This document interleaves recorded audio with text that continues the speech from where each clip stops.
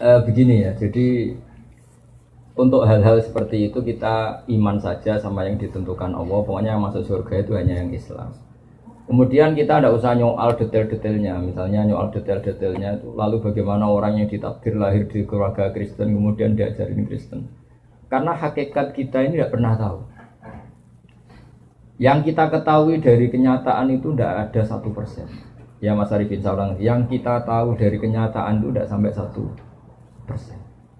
Bisa saja orang lahir di negara Islam, di keluarga Islam, gara-gara miskin, gara-gara terlantar, malah sama Islam denda. Ada yang lahir dari Kristen juga gara-gara trauma sama agamanya, kemudian menjadi Islam. Hanya anaknya orang Islam pasti Islam itu kan mainstream, anaknya Kristen pasti Kristen juga mainstream, umumnya saja. Tapi kan kita sebenarnya nggak pernah tahu.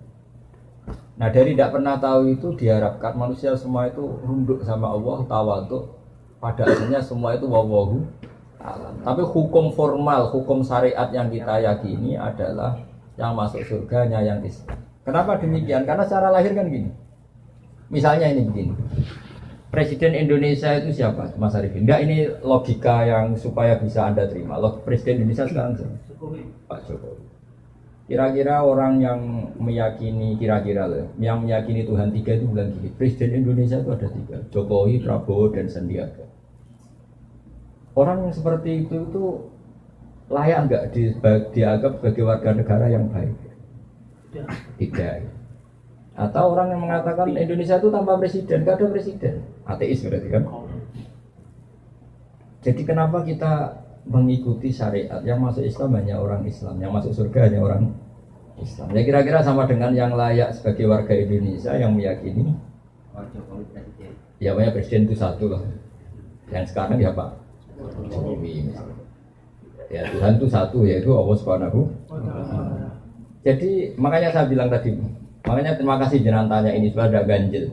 Islam itu datang dengan kemakrufan, sesuatu yang mudah dikenal. Yang mudah dikenal apa? Yang layak jadi warga Indonesia yang yakin presiden itu satu, yaitu Pak Jokowi. Lalu yang bilang presiden itu 3, Pak Jokowi, Pak Prabowo, Pak Sandi. Jangan langsung tidak dianggap orang Indonesia, dia tetap orang Indonesia. Ya istilahnya ya ditobatkan, diberi apa?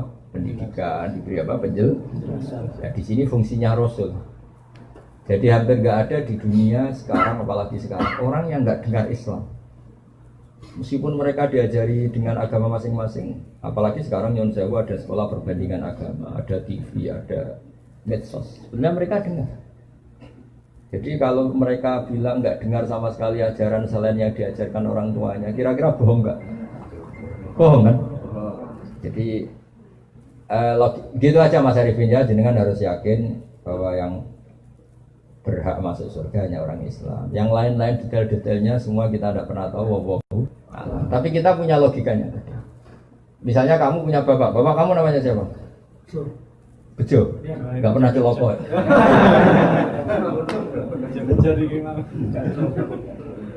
Ya iya, terus adik kamu meyakini Bejo itu enggak bapaknya. Itu mesti anak dulu.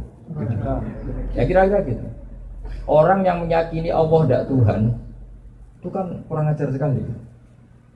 Apalagi yang meyakini Allah itu ada yang setingkat Allah, yaitu ini. Ada yang presiden tandingannya Pak Jokowi ini. Kan ya tidak pantas ya. Nah, gak pantas itu mungkar, sesuatu yang akal gak percaya, gak mau. Ya, jadi karena masjid ini dinamai Masjid Ammar bin Yasir. Jadi saya sedikit cerita, ini termasuk panutan kita. Jadi Yasir itu punya istri namanya Sumayyah. Kata Rasulullah SAW, Yasir dan Sumayyah itu awalu syahidin fil Islam. Terus pertama orang yang mati bela-belain agama Allah ini sinten? Yasir. Bapaknya sinten? Ammar. Ini perlu diketahui. Jadi kalau sampean merantau terus agak miskin, agak susah itu masih sepele. Dulu itu Yasir itu sampai meninggal demi bela-belain agama Allah. Sebetulnya bersamaan dengan itu Bilal, tapi Bilal gak jadi mati karena ditebus ya Pak Abu Bakar. ini penting sejarah ini untuk melatih kita ikhlas. Terus misalnya ada seorang mubalek atau siapa saja yang dengan tanda kutip kadang merasa fasilitas dari yang undang kurang ini kurang itu. Sekarang itu enak, pidato atau dakwah itu sudah diletakkan di depan, disuruh ngomong, kadang dihormati macam-macam. Dulu itu enggak, yang namanya dakwah itu pasti dipukulin. Paham ya? Jadi dulu yang namanya dakwah mesti apa? Dipukulin, disiksa.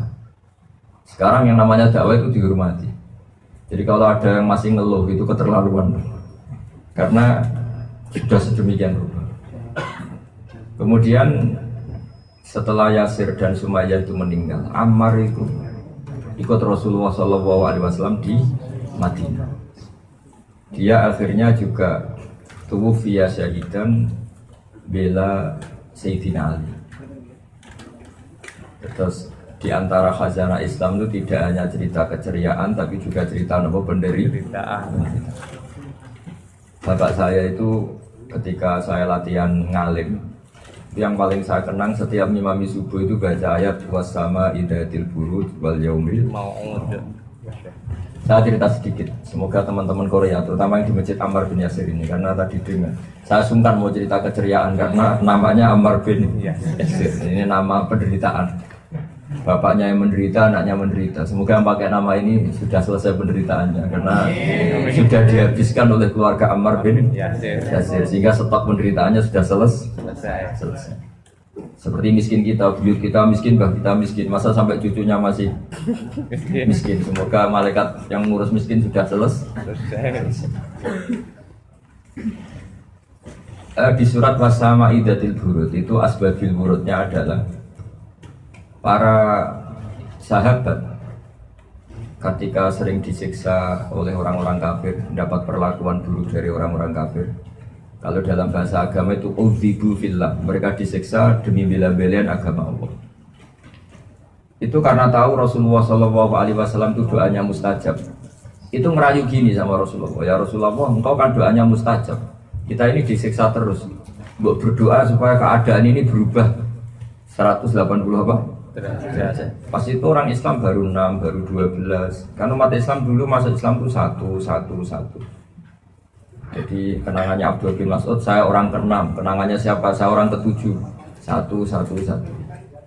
Singkat cerita, Rasulullah yang akhirnya mendengar itu, pertama Nabi itu agak rileks. Kemudian Nabi kaget, akhirnya beliau marah. Jadi Nabi itu unik, dimintai doa untuk supaya ada jalan keluar atau ada kemenangan Islam, Nabi marah. Dan kemarahan ini yang kita tiru. Tapi bukan marah emosi kayak kita itu enggak. Marahnya Nabi itu beda dengan kita. Kalau kita marah itu emosi terus enggak karu-karuan. Kalau Nabi itu marah itu ghirafillah, jadi apa ya? Ada ekspresi kejengkelan untuk menunjukkan kalau itu sesuatu yang tidak baik. Kalau marah kita kan emosi, dendam, terus enggak karu-karuan. Nabi kaget, terus beliau duduk ngendikan begini, apa kamu minta menang sekarang, kamu minta futuhat sekarang, kamu minta kebahagiaan sekarang? Dulu kata Nabi, inna man kana qablakum, orang-orang sebelum kamu ketika iman itu layu da'ulahul min syarfi mafroqi roksi, geraji itu diletakkan di sini, terus digeraji fayasyukuhu sikkan, kemudian dari digeraji itu terbelah menjadi 2. Intinya kamu baru gini saja cemen, baru ngumpulin uang untuk beli gereja jadi masjid saja sudah cemen. Harusnya berjuang itu kayak orang dulu, taruhannya apa? Nyawa. Digeraji, sekarang enggak banser kan? Ya gak apa-apa, daripada ngawal artis ya ngawal kiai. Kalau dia ngawal artis cantik kepikiran terus gak bisa tidur, mendingan ngawal kiai. Saya ulang lagi ya. Jadi Nabi memperbandingkan wa inna man kana qablakum, orang sebelum kamu gara-gara berjuang itu la yudulahul min syarfi mafrana iman itu yudulahul ukhdud, dibikinkan ukhdud. Ukhdud itu parit, cekungan parit atau ya parit lah kalau orang Jawa bilang. Terus diisi api. Diisi api yang menyala-nyala. Setelah itu orang-orang yang iman dicemplungkan di situ, kemudian yang nyemplungkan tertawa-tawa melihat orang Islam atau orang yang iman kejat-kejat di api itu. Kayak apa susahnya? Itu yang disebut di wasama idadil buruj wal yaumil maut wa syahidi wa masyud utila ashabul ukhdud terus annari dhatil waqud ithum alaiha qurun wa hum ala ma yaf'aluna bil mu'minina syuhud. Jadi api diparit, dinyalakan ya kayak api yang dipakai bakar apa itu, bukan bata yang lebih ekstrim, untuk bakar gamping itu. Nah, untuk bakar kampur itu kan ekstrim betul, di cekungan terus apinya besar, pohon kelapa saja gak dipecah ya, langsung utuh. Ya langsung hangus saking panasnya apa. Lalu itu orang Islam dicemplungkan di situ sambil dikeplok tertawa-tawa. Di sini annari dhatil waqud idzum 'alaiha qu'ud. Mereka yang menyiksa itu duduk-duduk di situ melihat kejat-kejatnya orang-orang Islam. Wa hum 'ala ma yaf'aluna bil mu'minina syuhud. Dan mereka menyaksikan kematian itu. Suama naqawm minhum illa yu'minu billahil azizil hamid. Dan penyiksaan itu semua hanya karena yang disiksa mempertahankan iman kepada Allah Subhanahu wa ta'ala. Kayak apa? Jadi saya itu kan kecelok kiai, kecelok wong alim. Itu kalau nuntut orang yang ngundang kita itu malu betul. Kita sekarang itu sudah enak, pidato dikasih fasilitas, mubalek dikasih fasilitas. Bahkan difasilitasi dikawal apa? Banser. Karena kalau nggak dikawal banser, kiai itu kalau makan jajan sidik, kalau nggak ada banser nggak ada yang habiskan. Ya hikmahnya ya itu. Makanya kalau makan dia senang pikir apa? Kiai. Karena pikir kiai kan paling lah. Nah kiai itu kan kalau makan mesti sedikit. Karena lama tirakat. Nah ini yang penting ya bansernya itu. Jadi ini penting sekali. Kiai-kiai sekarang mubalek termasuk jenengan ini juga dai-dai ilallah. Yang sampean alami di sini itu masih gak sebanding dengan yang dialami para sahabat, para orang-orang. Sehingga Rasulullah ketika ada sahabat yang minta cepat ada futuhat, cepat ada kemenangan, Nabi marah. Kamu baru gini saja cemen, kira-kira gitu kalau bahasa Indonesia. Kamu baru gini saja cemen. Orang-orang dulu gara-gara iman digergaji, gara-gara iman dibakar di api. Gara-gara iman ngalami seperti ini. Akhirnya sahabat nangis, ya sudah ya Rasulullah, kita tidak akan cemen lagi. Sekarang kok cemen apalagi keliru sekali sekarang ya, tadi sudah mulia dikasih panggung, mati dikawal apa? Banser. Mau tuh kayak apa mulia lagi sekarang? Gak mau nih orang sing sampai, kurang sanggup nih, kurang apa nih? Ya Allah, amit. Jadi tobat non. Jadi tobat bukan masyarakat dok, kiainya juga harus. Bukan apa-apa, ini penting saya utarakan supaya dengan membaca sejarah seperti itu. Dulu yang namanya berjuang itu diantara sifatnya kata Allah wa'udhu fi sabili. Mereka tersakiti ketika menuju jalanku kata Allah. Artinya orang dakwah dulu itu tersakit-sakitan. Kalau jangan di sini sakitnya apa coba? Kalian nggak punya uang sumpah gitu.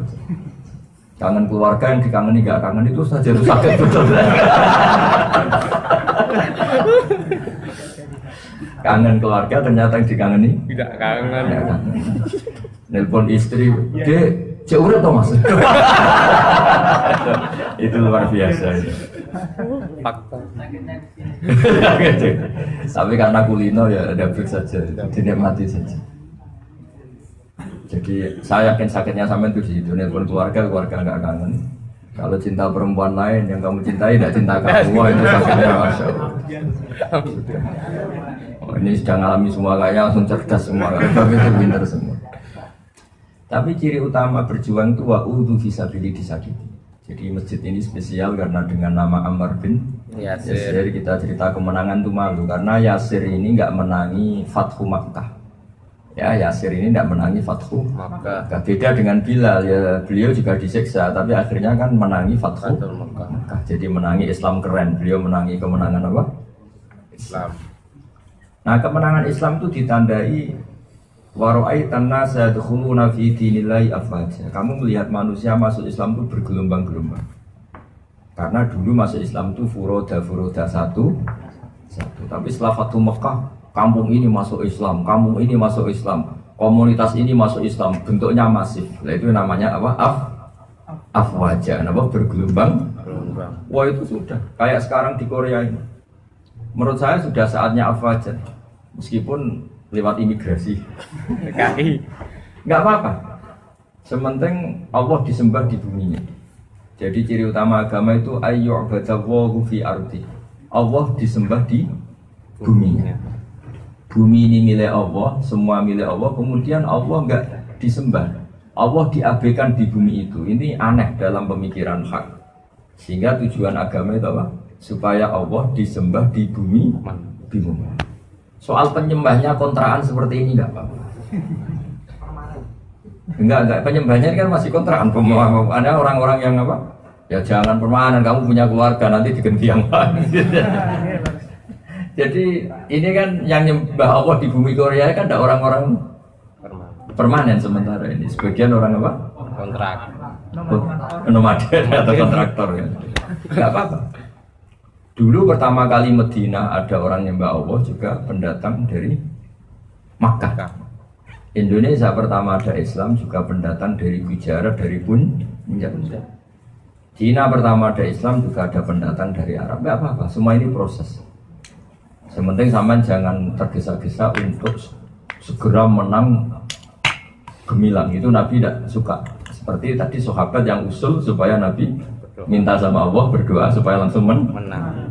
Itu sama Nabi diingatkan jangan begitu. Dulu orang-orang berjuang alami gini-gini, yang kamu alami itu masih cemeng. Jadi dengan cerita ini semoga Anda tambah kuat. Terus hikmah kedua menamai dengan Ammar bin Yasir. Terus tadi saya lihat data di bawah ada masjid Abu Bakar ya, ada masjid apa? Musola Umar. Itu bagus sekali untuk penguatan mazhab ahli sunnah wal jamaah atau aswajanya Nahdlatul Ulama. Kenapa saya katakan penting begini? Pada akhirnya di komunitas internasional, saya ulang lagi, pada akhirnya di komunitas internasional, ciri utama ahli sunnah itu apa? Mahabbatus sahabah, mencintai sahabat. Utamanya siapa? Abu Bakar dan Umar. Dengan penamaan masjid seperti Ammar bin Yasir, Abu Bakar, Umar, itu sekaligus penegasan bahwa kita ahli sunnah wal jamaah. Ini hikmah yang luar biasa. Makanya Habib-Habib yang alim alama itu sering kali anak-anaknya dinamai, putra-putra beliau dikatakan dinamai apa? Abu Bakar, dinamai Umar. Kita tahu Habib Kutub di Gresik namanya apa? Abu Bakar Segaf. Habib yang sekarang sangat populer namanya apa? Sayyid Umar Hafid. Yang mubalek terkenal, yang manfaatnya banyak, Habib Umar Mutahhar. Dengan penegasan seperti itu kita tambah pede dengan mazhab ahli sunnah, karena Alawiyin mayoritas habaib mazhabnya apa? Ahli sunnah. Ditandai dengan nama-nama Abu Bakar, Umar, ya dinamai dengan nama-nama para sahabat. Jadi penamaan Abu Bakar, Umar itu takwiyatan di mazhab ahli sunnah wal jamaah.